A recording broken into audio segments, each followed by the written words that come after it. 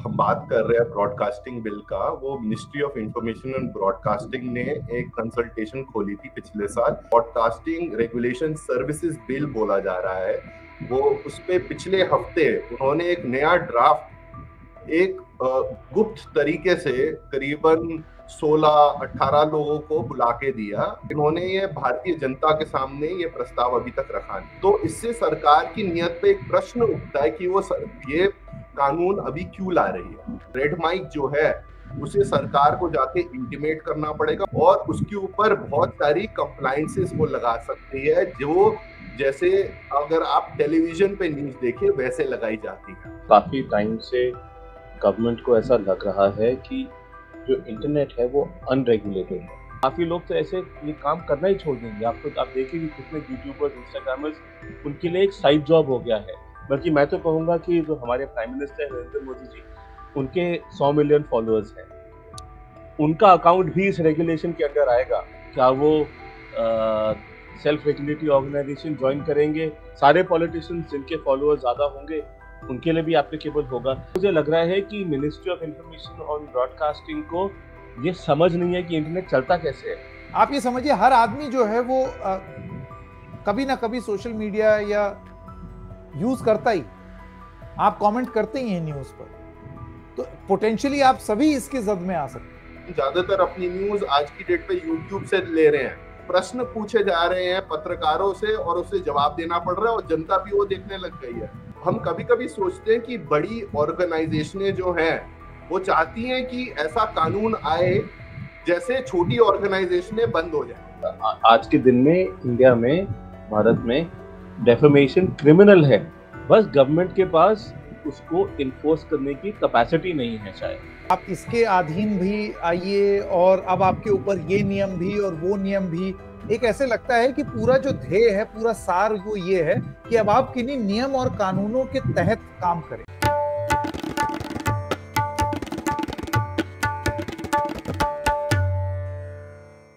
नमस्कार, the red mic की इस विशेष प्रस्तुति में आप लोगों का स्वागत है। डिजिटल ब्रॉडकास्टर्स बिल क्या है, इसको लेकर के चर्चा बहुत हो रही है। बहुत सारी चीजें अलग अलग तरीके से पता लग रही हैं, लेकिन इसको अच्छे से अभी तक बहुत कम लोगों ने समझा है और जाना है।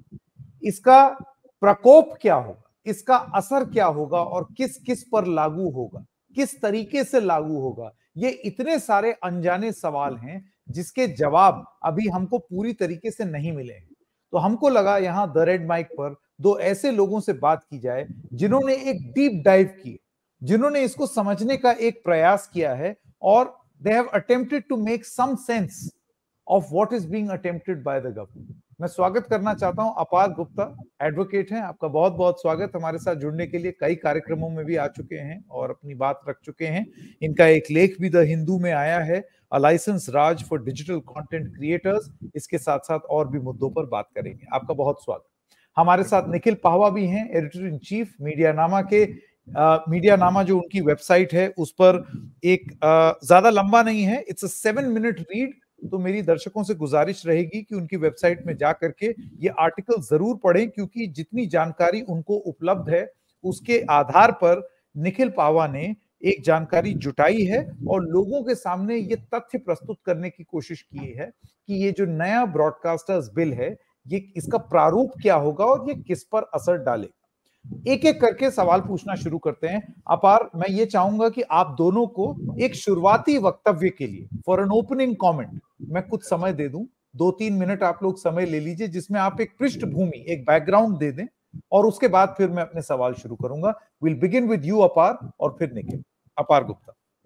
संकेत, जैसे मैंने आज हिंदू में लिखा है, ये जो प्रस्ताव सरकार अभी जो ज्यादातर ये जो हम बात कर रहे हैं ब्रॉडकास्टिंग बिल का, वो ministry of information and broadcasting ने एक कंसल्टेशन खोली थी पिछले साल और अभी हम इसके बारे में इसके लिए बात कर रहे हैं कि इस प्रस्ताव में, जिसे ब्रॉडकास्टिंग रेगुलेशन सर्विसेज बिल बोला जा रहा है, वो उस पे पिछले हफ्ते उन्होंने एक नया ड्राफ्ट एक गुप्त तरीके से करीबन 16-18 लोगों को बुला के दिया।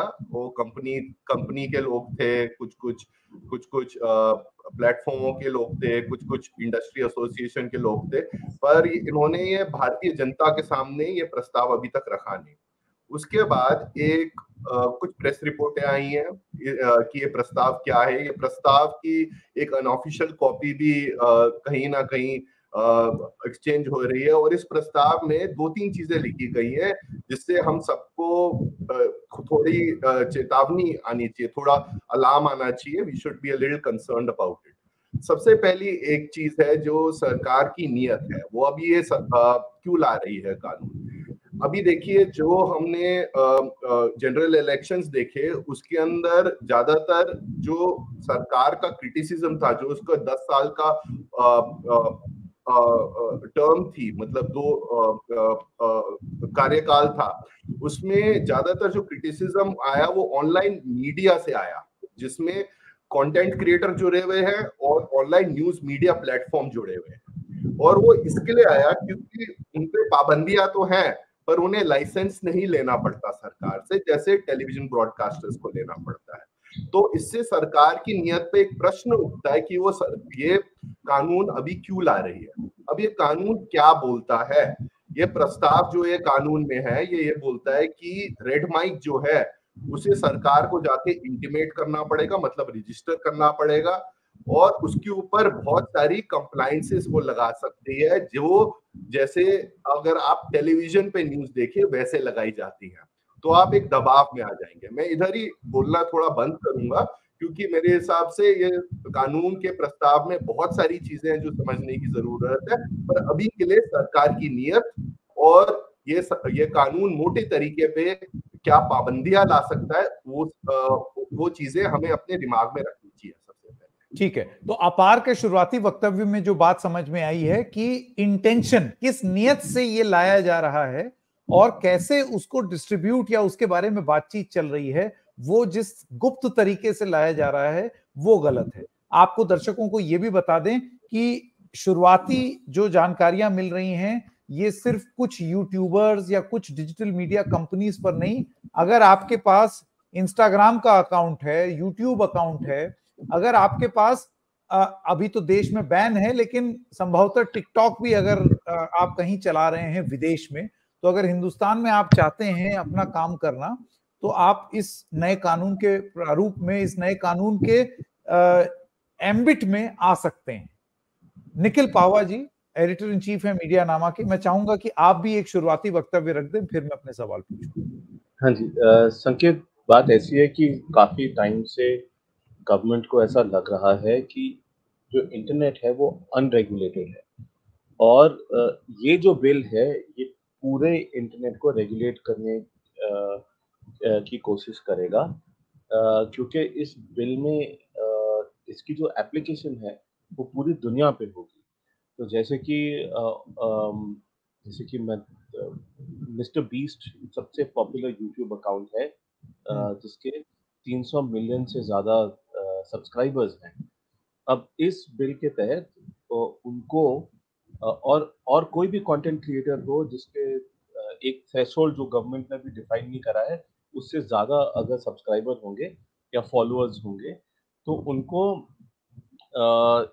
एक कंटेंट इवैल्यूएशन कमेटी बिठानी होगी, जो हर पीस ऑफ कंटेंट को इंटरनेट पे पब्लिश करने से पहले उसको इवैल्यूएट करेगा, कि ये उसको सर्टिफाई करेगा। तो एक किस्म से हर यूट्यूबर को जिसके पास यूजर्स हैं ज़्यादा, या इंस्टाग्रामर, और ये क्योंकि ग्लोबल एप्लीकेबल है इसलिए टिकटॉक यूजर्स को भी एक कंटेंट इवैल्यूएशन कमेटी बिठानी होगी। ये पहली चीज़। दूसरी चीज़ ये है कि उनको एक ग्रीवेंस रिड्रेसल सिस्टम लगाना होगा अपनी ऑर्गेनाइजेशन में, या अपनी कंपनी में, या अगर वो यूट्यूब या किसी इंस्टाग्राम में किसी भी तरीके से पैसा कमाते हैं उसमें से, तो उनको एक ग्रीवेंस रिड्रेसल सिस्टम बनाना होगा।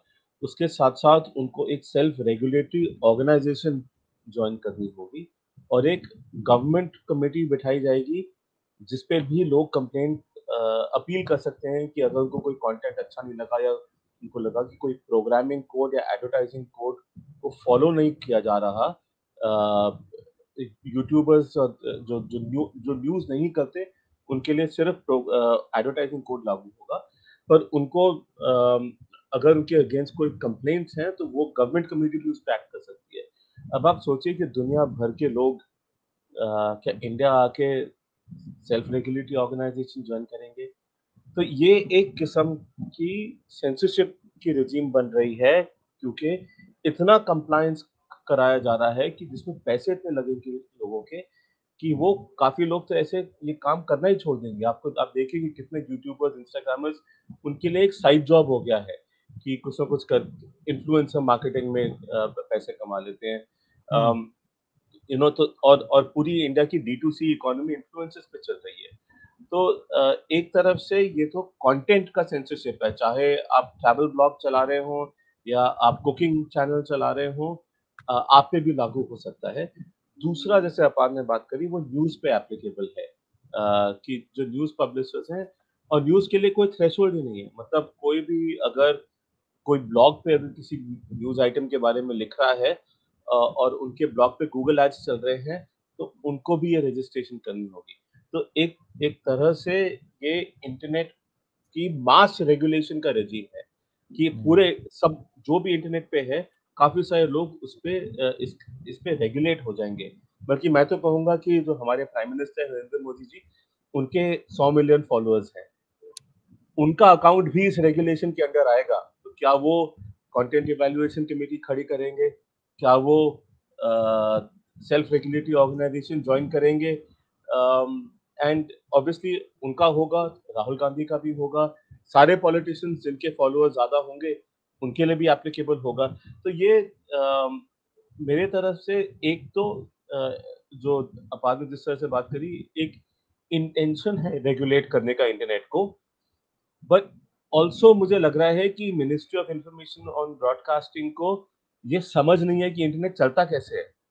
क्योंकि उनको आदत है केबल टेलीविजन की, और ये जो एक्ट है वो केबल टेलीविजन एक्ट को रिप्लेस करने की कोशिश कर रहा है, और रिप्लेस करने की कोशिश में ना ज़्यादा सोचे समझे उन्होंने पूरे इंटरनेट को अपनी पकड़ में ले लिया है एक किस्म से। तो ये तो मेरे हिसाब से ये बिल कभी आना नहीं चाहिए। इस पे बहुत चेंजेस करने होंगे, और जो ब्रॉडकास्टर है वो ब्रॉडकास्टर है, हम तो इंटरनेट के यूजर्स हैं। हमें इस बिल के अंडर नहीं आना चाहिए। जी बिल्कुल। अपार, मैं वापस अब आपके पास आना चाहता हूं और एक एक करके सवाल पूछना चाहता हूं। देखिए, इससे पहले ये कोई पहली बार नहीं है अपार कि इस तरीके की एक कोई मुहिम या एक कोई कोशिश की गई है रेगुलेशन लाने की।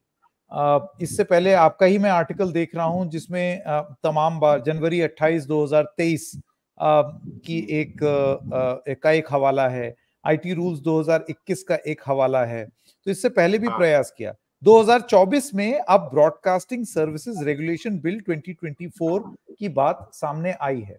मैं आपसे ये जानना चाहता हूं कि अगर किसी बिल का एम्बिट, यानी कि उसके जद में अगर इतने सारे लोग आ रहे हैं, तो क्या हम बतौर देश सबसे पहली बात तैयार हैं इतनी वाइड कंसल्टेशन के लिए? मतलब इन स्टेक होल्डर्स से पूछा भी गया है या इनकी जानकारी ली भी गई है? आप ये समझिए, हर आदमी जो है वो कभी ना कभी सोशल मीडिया या यूज करता ही, आप कमेंट करते ही हैं न्यूज पर, तो पोटेंशियली आप सभी इसके जद में आ सकते हैं। देखो, 2-3 बातें हैं संकेत। सबसे पहले, ज्यादातर जो लोग आजकल न्यूज देख रहे हैं और इस पे 2 स्टडीज हो चुकी है। एम्पेरिकल स्टडी का मतलब कि रिसर्चर गए हैं, उन्होंने लोगों से पूछा है आप कितना इंटरनेट पे न्यूज देखते हैं और कितना अखबारों से लेते हैं और कितना टीवी से लेते हैं। तो ज्यादातर भारतीय जनता जो उन वर्गों से भी है जिनमें स्मार्टफोन पूरे परिवार में एक ही है, वो कह रहे हैं कि हम ज्यादातर अपनी न्यूज आज की डेट पे यूट्यूब से ले रहे हैं। हम कब टीवी देखने लगे हैं, हम कल अखबार पढ़ने लगे हैं। निरंजन सरकार जी ने लिखा है एक HT में, और दूसरा लोकनीति CSDS का पोस्ट पोल सर्वे है। और इससे मतलब एक प्रभाव पड़ रहा है सरकार पे, और जो सरकार हमेशा एक चुनावी मोड में रहती है, क्योंकि उसको अब प्रश्न पूछे जा रहे हैं पत्रकारों से और उसे जवाब देना पड़ रहा है, और जनता भी वो देखने लग गई है। तो इसमें उन्हें ये लग रहा है कि हम किस तरीके से क्या हम नया कानून लाएं कि हमें एक एक पत्रकार और एक एक प्लेटफॉर्म को ये नहीं बोलना पड़े आपने ये बात बोली, आपने ये गलत बोली, आपका ये ट्वीट हम ब्लॉक कर रहे हैं, आपका ये हम नोटिस एंड टेक डाउन भेज रहे हैं यूट्यूब को, हम आपका चैनल ब्लॉक कर रहे हैं। फर्क क्या है इस प्रस्ताव में और आईटी रूल्स में जो पहले ही था, ये है, और ये लोगों को समझना चाहिए कि आईटी रूल्स में सरकार को काम करना पड़ता था, उसको देखना पड़ता था कि उसे क्या अच्छा लग रहा है और क्या अच्छा नहीं लग रहा। जो उन्हें अच्छा नहीं लग रहा फिर उनको ये दिखाना पड़ता था कि ये कानूनी है या गैर कानूनी है, और वो उनको अगर पसंद नहीं आ रहा तो उन्हें ये दिखाना पड़ता था ये गैर कानूनी है, और उसके बाद उन्हें कोई उसमें ऑर्डर इशू करना पड़ता था, मतलब कोई फरमान इशू करना पड़ता था आईटी रूल के अंदर। अब ब्रॉडकास्टिंग बिल में ये फर्क है, अगर ये प्रस्ताव एक लॉ बन जाता है तो रेड माइक को 10-15 और प्लेटफॉर्मों को या किसी को भी कंप्लायंस करनी पड़ेगी, मतलब ये पूरा पल्ला आप पे डाल दिया।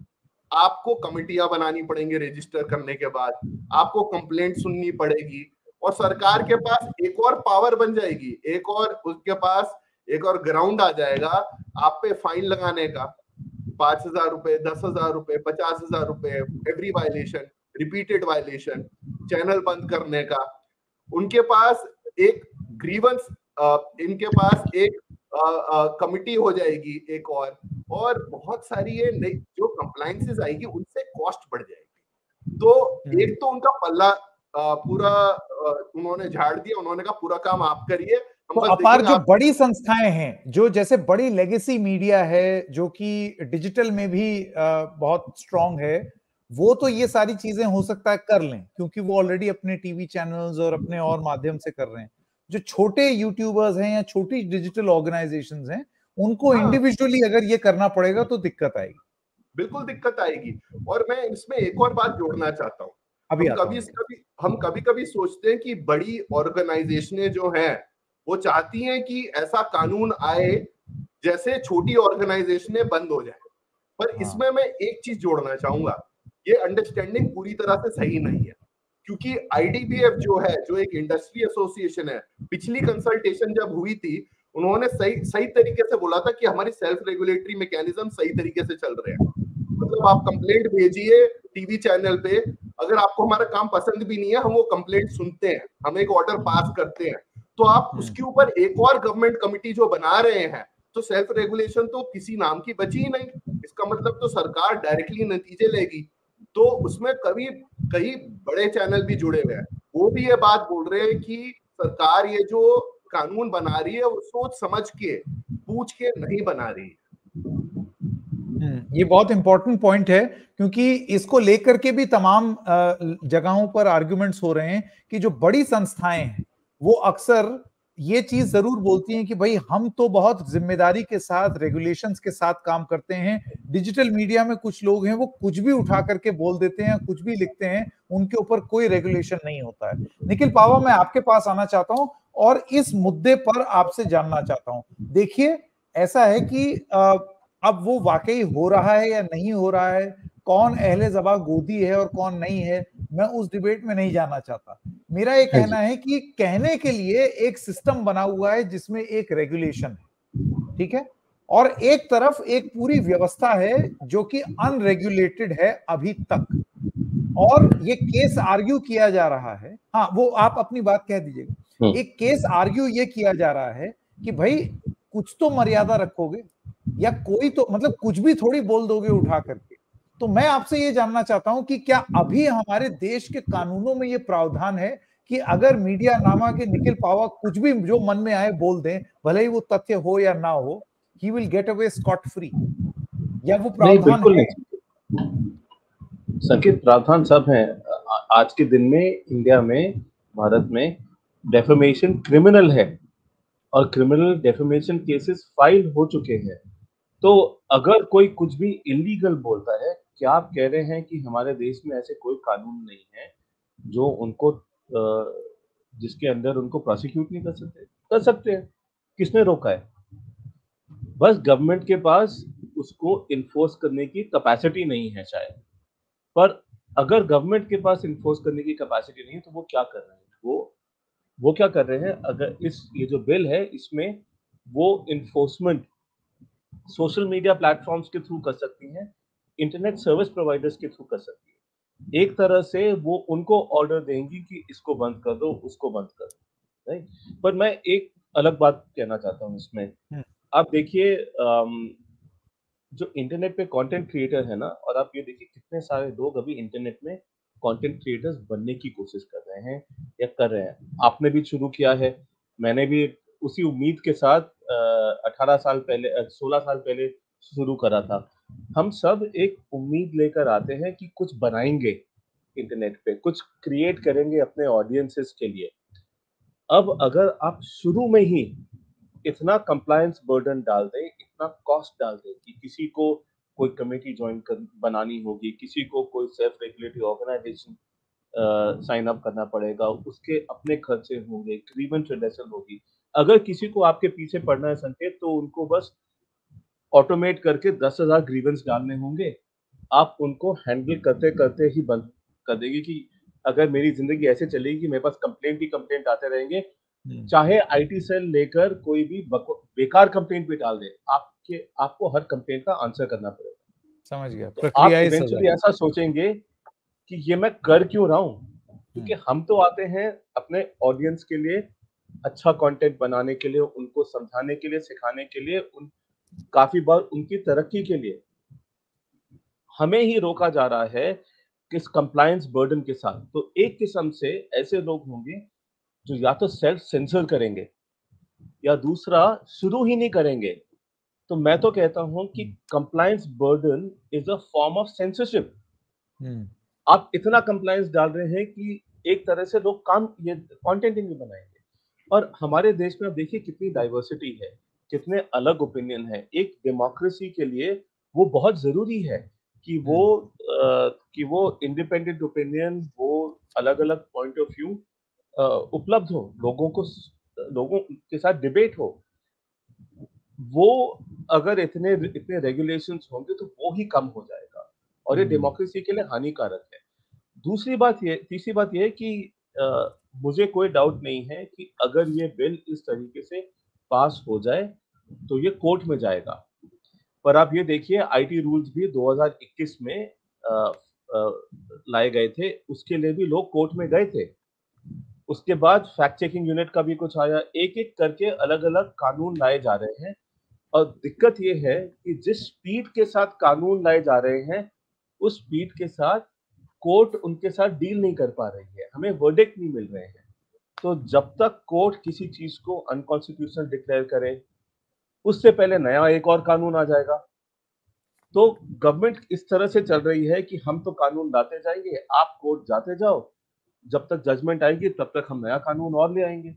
तो ये तो नेवर एंडिंग सिनेरियो हो गया ना कि गवर्नमेंट स्लो जुडिशियल प्रोसेस का फायदा उठा के रेगुलेशन पे रेगुलेशन लाई जा रही है। और ये पहली इस ऑनलाइन कंटेंट रेगुलेशन के लिए ये पहली नहीं है, बल्कि अपार और मैं इन्वॉल्व थे श्रेया सिंघल केस में 2013-14 में, और 2015 में वर्डिक्ट आया।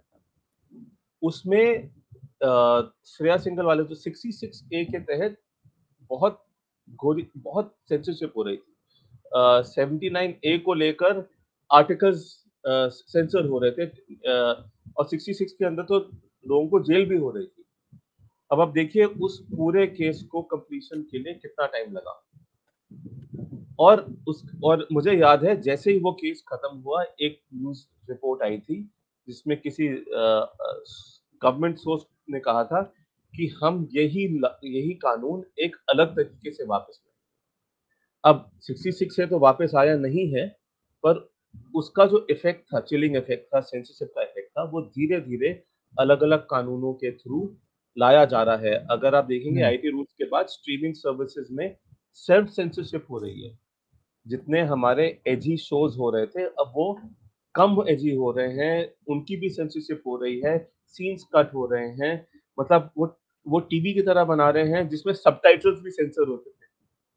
तो आज के दिन में हमारी जो फ्रीडम ऑफ स्पीच है वो धीरे धीरे कम हो जा रही है। और ये जो ब्रॉडकास्ट बिल है एक नया लॉ है समझ इसी गया। चीज को और दबाने के लिए, and all in the name of regulation, कि मतलब ये व्यवस्थित रहे, ऑर्गेनाइज्ड रहे और कंट्रोल में रहे, उस तरीके से इसको किया जा रहा है। अपार, मैं आपके पास आना चाहता हूँ।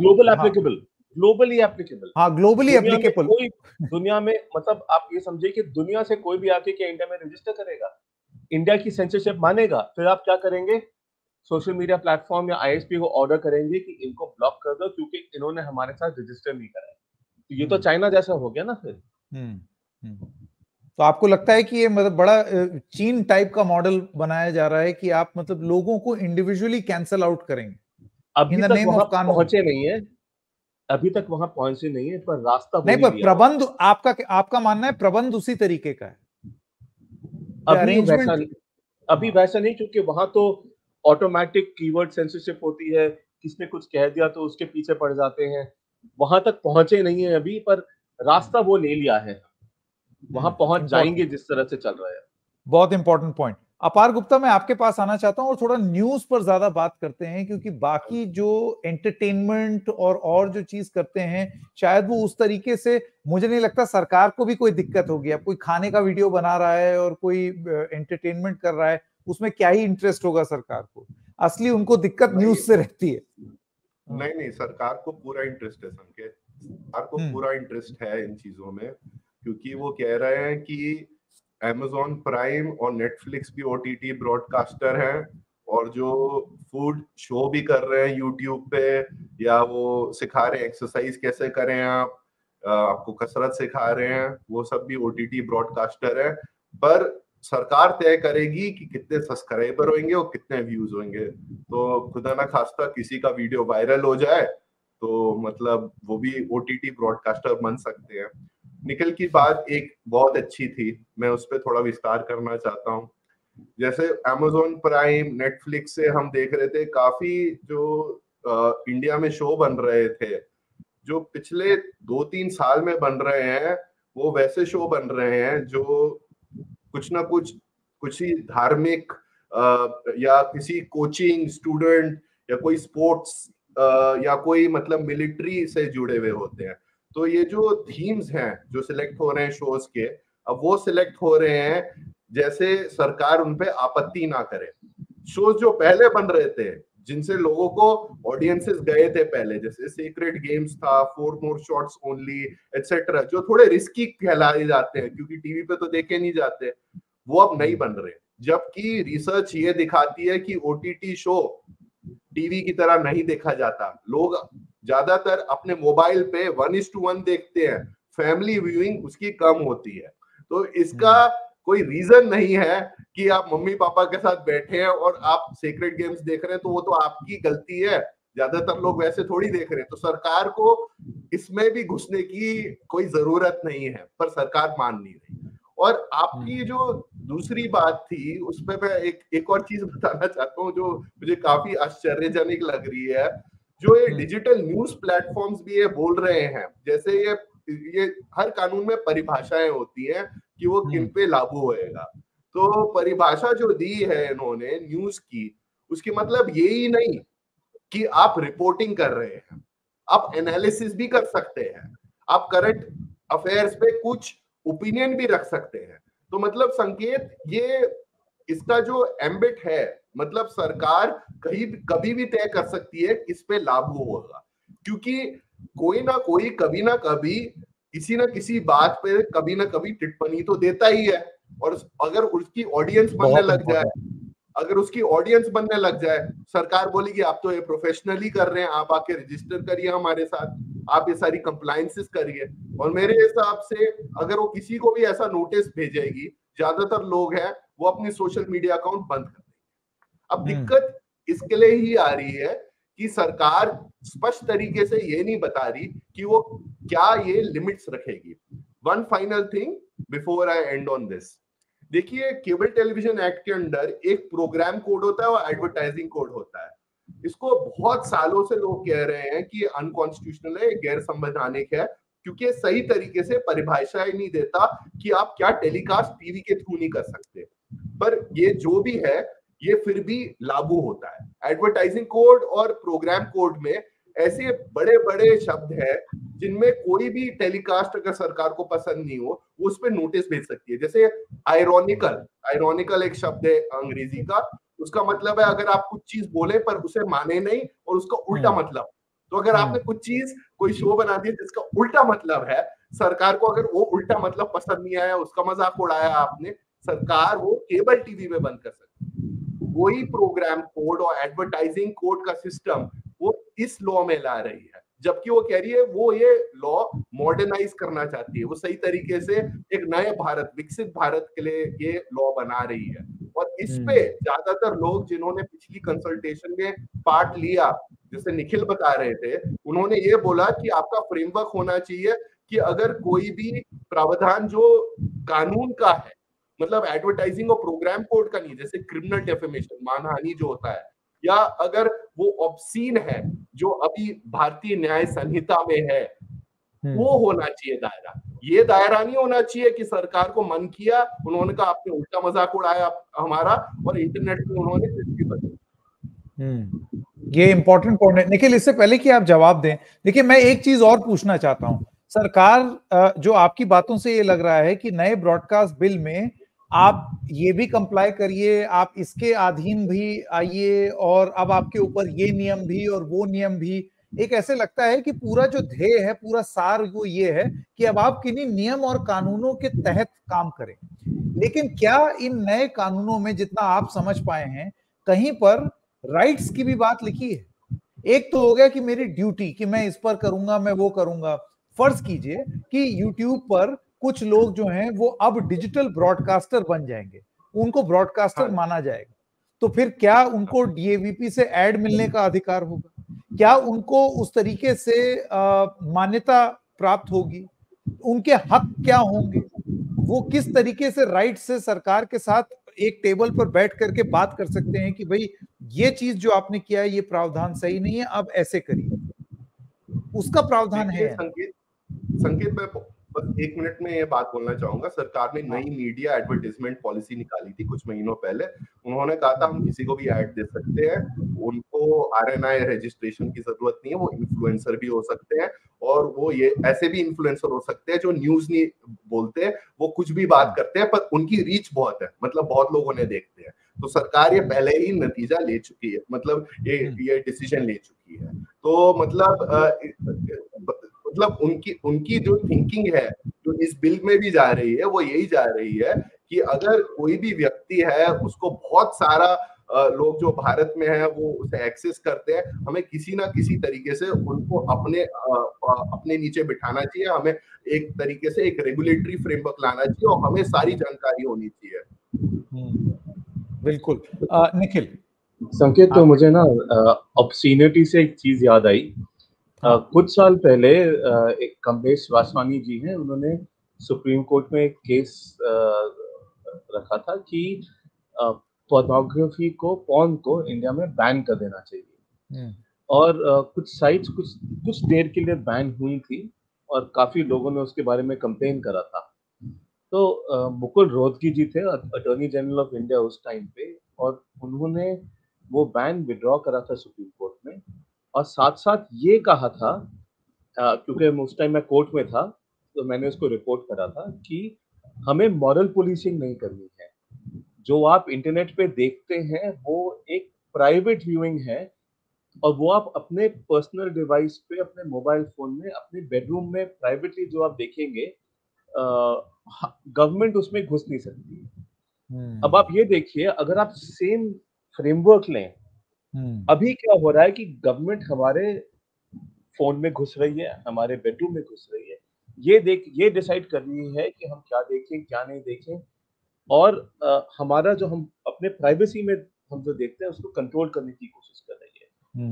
ये जो ब्रॉडकास्ट शब्द है ना, ये इंटरनेट पे कैसे लागू होता है मुझे आज तक समझ नहीं आया, क्योंकि ये बहुत महत्वपूर्ण बात कह रहे हैं। अगर मैं आपका चैनल देख रहा हूँ तो मैं यूट्यूब पे जाके या आपकी वेबसाइट पे जाके प्ले प्रेस करके चूज कर रहा हूँ देखने के लिए। मैं ऐसा नहीं है कि टीवी पे ब्रॉडकास्ट हो रहा है और सिग्नल कैच करके रिमोट के साथ ढूंढते ढूंढते कुछ भी आ गया, मैं चूज कर रहा हूँ आपका। उसी तरह से अगर मैं नेटफ्लिक्स या अमेजोन या किसी भी चीज पे या किस ट्विटर पे भी या यूट्यूब पे भी कहीं भी मैं को देख रहा हूँ, वो मैं चूज कर रहा हूँ। पहली बात ये है। दूसरी बात ये है कि ये 1:1 है। आपका जो कंटेंट है किसी सोर्स से मेरे पास इंडिविजुअली आ रहा है, ये सबके पास एक साथ एक स्ट्रीम नहीं आ रही है। तो और तीसरी चीज इसमें इंटरएक्टिविटी है, ये ब्रॉडकास्ट नहीं है। ये मैं सिर्फ रिसीव नहीं कर रहा हूँ। अगर आप चाहें तो अपना शो खोल के 50 लोगों को भी बिठा सकते हैं, कोई भी ज्वाइन कर सकता है। नीचे कमेंट्स में लाइव कमेंट्री भी हो सकती है जिसके साथ आप इंटरैक्ट कर सकते हैं। और ऐसा भी हो सकता है कि आप लिंक दे दे, कोई भी ज्वाइन कर ले। तो इस हिसाब से ये स्ट्रीमिंग नहीं है, ये ब्रॉडकास्ट नहीं, ये स्ट्रीमिंग है, ये ब्रॉडकास्ट नहीं है। ये इंटरैक्टिव मीडियम है। ये टीवी चैनल की तरह वन वे कम्युनिकेशन नहीं है। तो इन सब को ब्रॉडकास्ट बना के एक तरह से एक गलत कानून लागू किया जा रहा है, गलत डेफिनेशन दी जा रही है। और मुझे लगता है कि ये जान के किया जा रहा है, क्योंकि उनको पता है कि यही एक तरीका है कि सबको रेगुलेट करने का, उनको ब्रॉडकास्ट बना के। बहुत इंटरेस्टिंग। अपार आप कुछ कहना चाहते हैं? हाँ नहीं, अपार कुछ कहना चाहते हैं। उससे पहले मैं बस एक यही सवाल पूछना चाहता हूँ कि भाई कोई तो अंतरराष्ट्रीय उदाहरण हमारे पास होगा इसका। Is there some global experiment? एक सवाल तो मेरे मन में यही आ रहा था कि भाई इंटरनेट तो इट्स लाइक वाटर, मतलब आप यहाँ आप बांध लगाएंगे वो उधर से निकल जाएगा, कोई इधर। ये वीपीएन के पूरे कॉन्सेप्ट, आप क्या चीज ब्लॉक करना चाहते हैं इंटरनेट पे? वैसे ऐसा भी है कि उन्होंने वीपीएन ब्लॉक करने की कोशिश करी है। वीपीएन पे भी कानून आए थे 2 साल पहले, तो एक एक करके सारे जरिए वो हटा देंगे सेंसरशिप के लिए।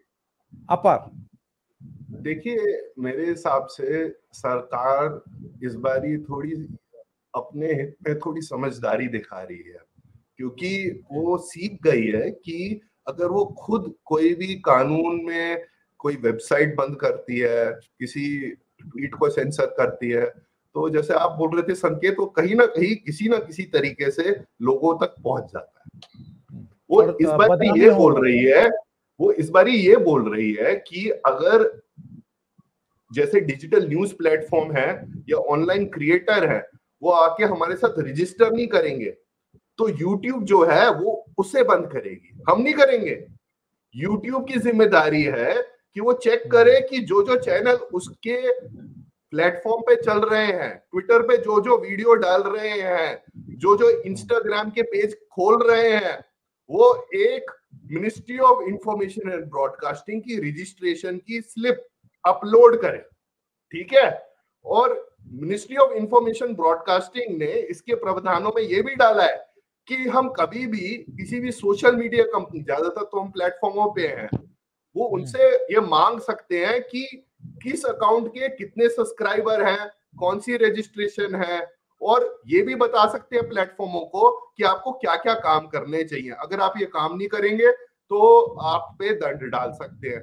मेरे हिसाब से इसके वजह से जो हमने पहले देखा है कि कहीं ना कहीं से हमारे पास चीजें पहुंच जाती थी, क्या पता आज भी पहुंच जाए, पर YouTube पे जिसका भी चैनल है वो ये जानते हैं कि ऑडियंस तभी आती है जब आप उसे बिल्ड करते हैं महीनों साल लगा वीडियो बाय वीडियो डाल के, ठीक है। और वो ऑडियंस अगर आपका चैनल चला जाए वो आपको पहचानेगी, आपका कंटेंट सर्च करेगी, पर आप जुटा नहीं पाएंगे उसे एकदम से, ठीक है। तो आपकी जो रीच है, जो मिलियंस होएगी, जो थाउजेंड्स होएगी, वो इम्पैक्ट हो जाती है। तो सरकार ने इस बारी मेरे हिसाब से थोड़ी चतुराई दिखाई है।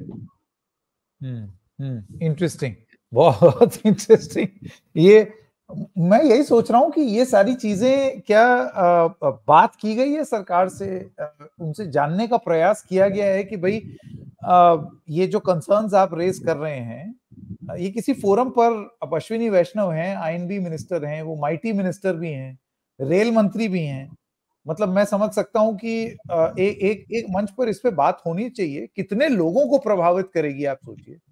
आप पूरे देश को ब्रॉडकास्टर बना देना चाहते हैं तो कम से कम इस पे चर्चा तो करें। निखिल, तो दो चीजें, एक तो जो पिछले साल नवंबर में जो ब्रॉडकास्ट बिल पहला वर्जन जो आया था उसका, उसकी उन्होंने पब्लिक कंसल्टेशन करी थी, पर उसमें कंसल्टेशन में जो रिस्पॉन्सेज मिले हैं उनको, जो लोगों ने भेजे उनको कि आप ये करिए ये नहीं करिए, वो अभी तक पब्लिक हुए नहीं है, और वो आरटीआई भी डाला है हमने और उसको रिजेक्ट करा गया है।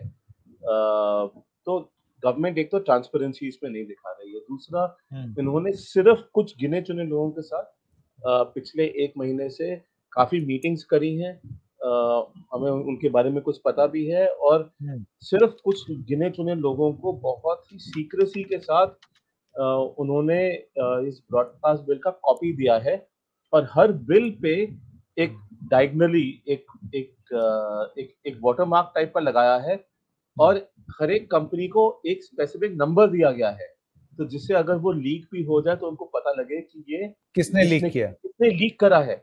My God. तो मैं तो and this is something which is supposed to be for public consumption, for public. अब इसमें पब्लिक कंसल्टेशन आगे होगा कि नहीं ये भी हमें पता नहीं है, शायद ये इलेक्शन से पहले, जो स्टेट इलेक्शन होने उनसे पहले ही पार्लियामेंट में डाल के इसको पास करने की कोशिश करेंगे, पर इतने मेजर चेंजेस हुए इसमें कि इनको पब्लिक कंसल्टेशन करना ही चाहिए।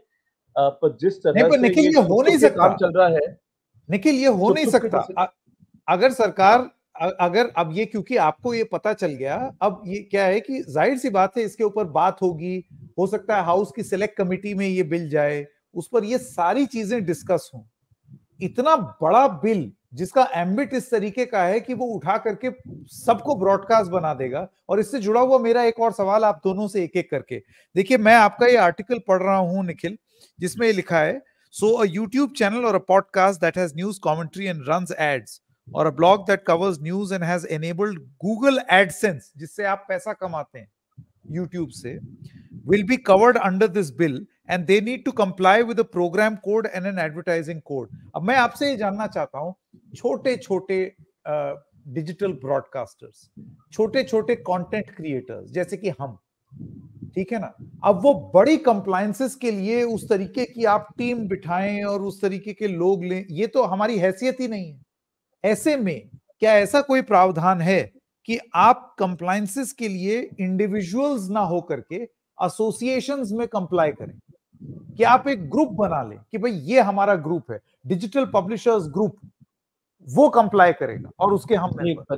पर आप ये भी तो सोचिए ना, कितने हजारों लोगों पे ये कानून लागू होगा, कौन कौन जाएगा किस किस एसोसिएशन के पास, तो पैसा कौन बनाएगा, जो एसोसिएशन बना रहा है, पैसा कौन बनाएगा, जो लॉयर है जो उस कंप्लेंट को हैंडल कर रहा है। तो बात ऐसी है ना कि इसमें ना व्यूअर्स का फायदा है ना पब्लिशर्स। मतलब आप नेशनल ब्रॉडकास्टिंग पॉलिसी देखिए, उसमें बोला है कि इंडिया को, गवर्नमेंट को एक ग्लोबल कंटेंट हब बनाना है।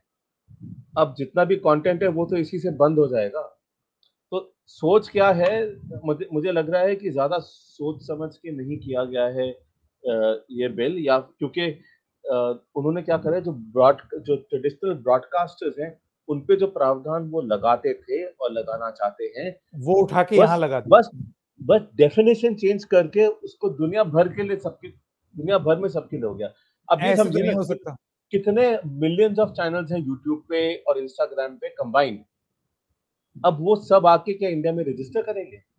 मतलब क्या होगा, लोग रजिस्टर नहीं करेंगे, पर अगर कोई उनको अच्छा नहीं लगा तो उस पे एक्शन लेंगे। तो ये एक ऐसा लॉ है जो बना है आर्बिट्ररी इंप्लीमेंटेशन के लिए, और मेरे हिसाब से जो लॉ आर्बिट्ररी है बाय डिजाइन, उसको तो अनकॉन्स्टिट्यूशनल डिक्लेयर कर देना चाहिए।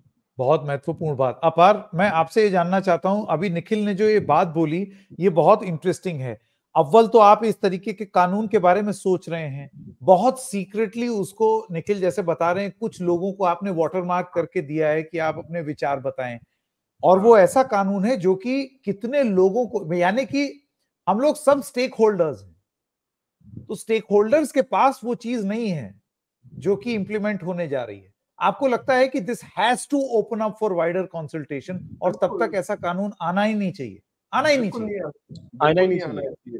देखिए इसके अंदर इसके अंदर देखिए सरकार बार बार बोलती है digital India, digital India. Digital India में जैसे निखिल ने शुरू में बोला, आज की तारीख में अगर किसी को अपना कोई भी व्यापार चलाना है, उसे सोशल मीडिया का इस्तेमाल करना ही पड़ता है। उसे चाहे वो कोई मीडिया एजेंसी के थ्रू करे या खुद करे, उसे अपने जो काम, जो छोटे छोटे लोग जो छोटा छोटा भी काम करते हैं, वो भी अपना कोई ना कोई इश्तिहार सोशल मीडिया पे किसी ना किसी तरीके से डालते हैं, या चाहते हैं वो किसी ना किसी से डालें। मैं इधर ये चीज ये बेचता हूँ, मेरा ये छोटी दुकान है, ये क्या आइटम पड़े हुए हैं। और देखिए इन लोगों के जो यूट्यूब चैनल होते हैं, जैसे कुछ लोग हैं जो एसी का रिव्यू करते हैं, कुछ लोग हैं जो साड़ियों के बारे में बताते हैं। अब उनके बारे में सोचिए, ये असली भारत है, this is the backbone of this country, the MSMEs.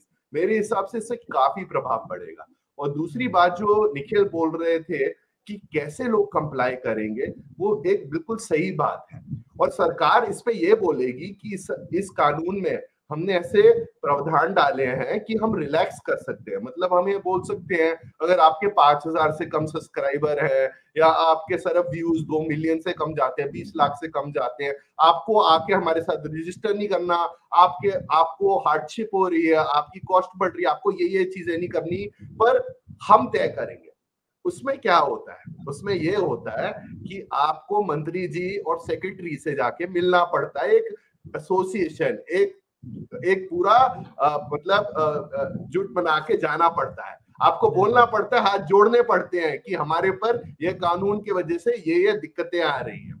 और अगर आप एक न्यूज ब्रॉडकास्टर है जिन्होंने आपने उसी मंत्री के ऊपर ऐसा एक डिस्कशन शो रखा है, आप सोचिए आप किस मुंह से जाके मांगेंगे और वो किस मुंह से आपको इनकार करेंगे। तो ये जो दबाव बनता है ना, थ्रू डिस्क्रेशन, वेगनेस, जो निखिल बता रहे हैं, जो सरकार खुद तय करेगी कि ये कानून कैसे लगेगा, और पर ये बता रही है कि छोटे लोगों पे हमें एग्जेम्प्ट कर सकते हैं अगर हमारा मन करे बाद में। तो वो आप सोचिए वो प्रक्रिया भारत में कैसे काम करेगी।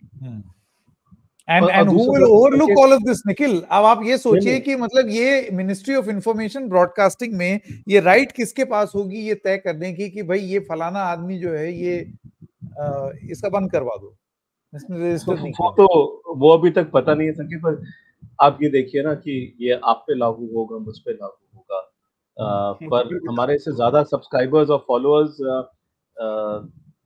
May be future US president Donald Trump के हैं, उनको भी आके रजिस्टर करना पड़ेगा एक सेल्फ रेगुलेटरी ऑर्गेनाइजेशन के साथ।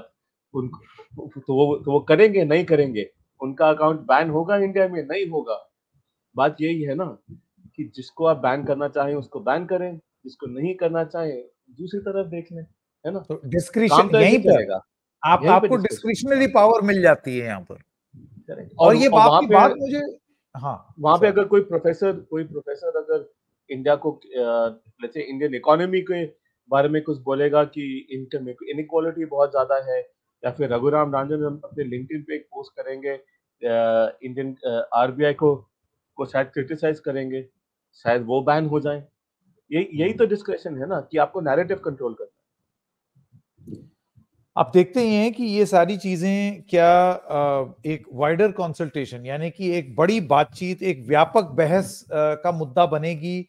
अगर इस तरीके का कोई बिल आता है तो क्या वो सेलेक्ट कमिटी, यानी कि संसद में ही एक मिनी पार्लियामेंट, कुछ सांसदों के बीच में ये बातचीत के लिए जाएगा, विपक्ष इसको किस तरीके से देखती है, वो इस पर क्या पोजीशन लेगी, वकील, बड़े बड़े वकील इसको किस तरीके से देखते हैं, वो इस पर क्या पोजीशन लेंगे। और अगर ऐसा कानून आ जाता है, इसी प्रारूप में आ जाता है, तो क्या ये एक ऐसी सिचुएशन क्रिएट करेगा कि जो बड़े मीडिया हाउसेस हैं वो शायद इसको झेल ले जाएं और पार कर ले जाएं, लेकिन जो छोटे लोग जो अपने लेवल पर बिल्कुल वो, मतलब आप ये समझिए कंटेंट जगत के एमएसएमई जो लोग हैं, वो अपने आप को किस तरीके से, क्यों निखिल, आपको लगता है ये उनके लिए एक ज्यादा बड़ी चुनौती हो सकती है?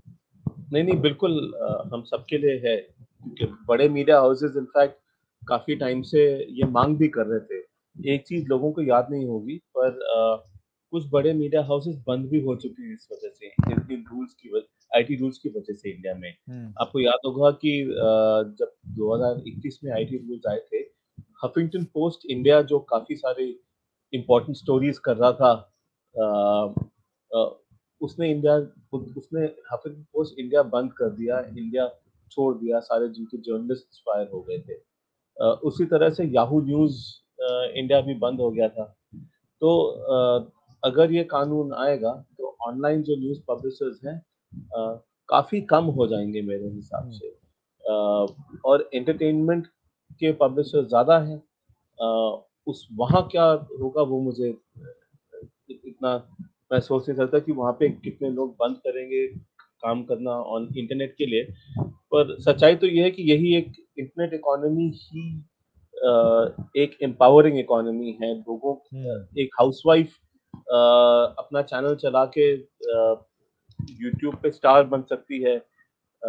उनको देखते देखते संजीव कपूर जैसे शेफ भी अपना यूट्यूब चैनल चला रहे हैं। तो उस हिसाब से ये इंटरनेट एक sort of land of opportunity है सबके लिए।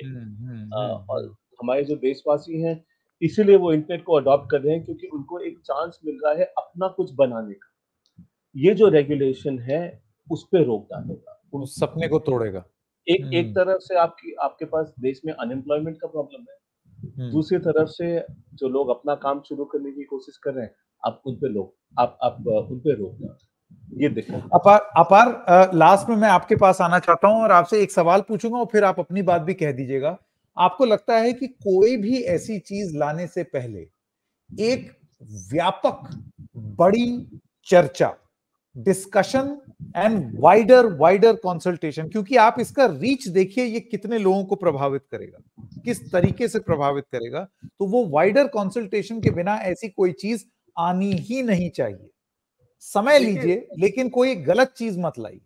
देखिए संकेत, जो वाइड पब्लिक कंसल्टेशन है उसके पीछे सोच क्या है वो समझनी चाहिए। कानून जब भी लाया जाता है वो सरकार तो लाती है, उसे चुना जाता है किसी भी इलेक्शन में। हम बोलते हैं कि अगर हमने इनके लिए वोट भी नहीं किया फिर भी ये हमारे लिए कानून बना देगी और हम इसका पूरी तरह से पालन कर लेंगे अगर ये गैर संवैधानिक नहीं है। पर इसमें एक बड़ी बात होती है, उससे ऑटोमेटिकली हर व्यक्ति, हर भारतीय का एक बायन नहीं आता। उन्हें ये नहीं लगता ये कानून मेरे लिए बना है। उसके लिए पब्लिक कंसल्टेशन करी जाती है। और जो MKSS के लोग हैं जो राजस्थान में काम करते हैं, जो जन सुनवाइयों पे काम करते हैं, उन्होंने अपने काम के जरिए से ये दिखाया है जब आप लोगों की सुनते हैं और कानून बनाते हैं तो आधा काम आपका हो ही जाता है। लोग उस कानून का पालन करते हैं और उसको सही तरीके से ये भी पूरी तरह प्रयत्न करते हैं कि जो अधिकारी है वो भी पालन करे। मैं दूसरी बात ये बोलना चाहता हूँ, देखिए आज हमने काफी बातें करी। हमने सेंसरशिप की तो बात करी कि हमारी बोलने की आजादी, सोचने की आजादी पे क्या प्रभाव पड़ेगा, पर हमने एक बहुत महत्वपूर्ण चीज के बारे में ये भी जाना कि आज की डेट पे सोशल मीडिया किस तरीके से लोगों की जिंदगियों से जुड़ा हुआ है, उनके व्यापार से जुड़ा हुआ है। और इसके अंदर तभी मैंने हिंदू में ये लेख लिखा है कि एक लाइसेंस राज है। लाइसेंस राज में यही होता था कि आप पे कोई ना कोई सरकारी प्रावधान, मतलब कोई ना कोई रेगुलेशन लग जाती थी, आपको पता नहीं होती थी क्या होती थी, क्योंकि कहीं ना कहीं किसी न किसी अधिकारी ने कहीं ना कहीं एक नोटिफिकेशन जारी करी हुई थी और उसके वजह से आप सही तरीके से काम नहीं कर पाते थे। और जो लोग अधिकारियों को जानते थे वो एकदम से दौलत, शोहरत और धन और अपना व्यापार चला पाते थे। तो मेरे हिसाब से ये एक लाइसेंस राज है। और जैसे निखिल बता रहे थे, इंटरनेट पे लोग अपना कारोबार, और ज्यादातर भारत ने एक सर्वश्रेष्ठ स्थान इसके लिए पाया है, हमने बड़ी कंपनियां इसके लिए बनाई है क्योंकि सरकार ने ऐसे कानून बनाने की कोशिश चाहे की हो पहले, पर वो लाए नहीं। और अगर लाए तो किसी ना किसी तरीके से फिर भी लोग बढ़ते गए। मेरे हिसाब से अगर ये कानून आता है काफी बुरा प्रभाव पड़ेगा भारतीय व्यापार। अपार गुप्ता और निखिल पावा, बहुत सारी चीजें पता लगी हैं इस कानून के बारे में। और हमारा तो दो एक चीजें जो आपकी बात सुन करके जो समझ में आ रहा है वो ये है कि अगर आप इस तरीके का कानून ला रहे हैं तो उसके बारे में बिट बाय बिट, थोड़ा इधर थोड़ा उधर ऐसे जानकारी पता लगना गलत है। उससे क्या होता है, भले ही आपकी नीयत उस तरीके की ना हो, लेकिन क्योंकि इतना छुपा छुपा करके अगर कोई जानकारी मिलेगी तो उससे एक शक और पैदा हो, और ये एक अच्छी स्थिति नहीं है। तो सबसे पहली बात तो पूरी ईमानदारी से और ट्रांसपेरेंसी से आप आ करके बताएं कि आप क्या करने जा रहे हैं, और फिर आप इस प्रोसेस को खुला रखें।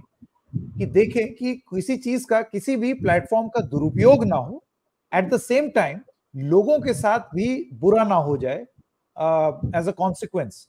और नियत का सवाल तो जो अपार गुप्ता ने उठाया वो तो है ही। हम ये कार्यक्रम लेकर के मिनिस्ट्री ऑफ इंफॉर्मेशन ब्रॉडकास्टिंग के पास भी जाएंगे, उनसे भी जानने की कोशिश करेंगे कि ये जो शक है, ये जो बातें हैं जो आज इस कार्यक्रम में उठी हैं, इस पर वो क्या कहते हैं। And the key word here is wider consultation. अपार गुप्ता और निखिल पावा, आप दोनों का बहुत बहुत धन्यवाद। Thank you very much. Thank you.